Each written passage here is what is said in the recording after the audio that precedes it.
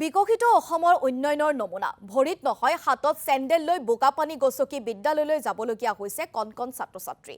কেৱল সেয়াই নহয়, নাৱেৰে পাৰ হ'বলগীয়া হৈছে ব্ৰহ্মপুত্ৰৰ সুঁতি। এই দৃশ্য বীৰসিং জৰুৱা সমষ্টিৰ বালাতাৰী হাকাৰীপাৰা অঞ্চলৰ। বিগত কেইবামাহ ধৰি এইদৰে অহা যোৱা কৰি আছে ছাত্ৰ-ছাত্ৰীসকলে। কিন্তু বিধায়ক ৱাজেদ আলী চৌধুৰীয়ে বিষয়টোত গুৰুত্ব নিদিয়াৰ অভিযোগ উত্থাপিত কৰিছে অঞ্চলবাসীয়ে।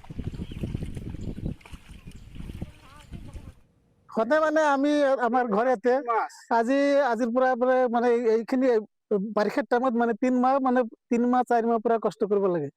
আপোনালোকে চাই আছে কিমান ল'ৰা ছোৱালী ছাত্ৰ ছাত্ৰী ইয়াত মানে যাওয়া কৰে মানে এই ইফালে মানে কেদা ভেদৰ মানে ইফালে পাৰ হ'ব লাগে, বহুত কষ্ট আমাৰ।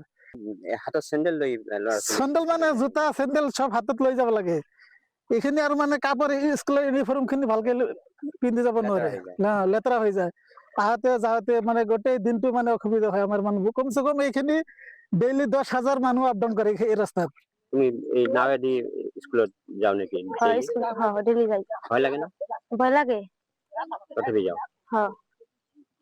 আগে কেমন যায় এই যে কাদুর মধ্যে এই বোকা যায়? স্যান্ডেল হাতে করে না যাই, কাপড় চোপড় খুলে।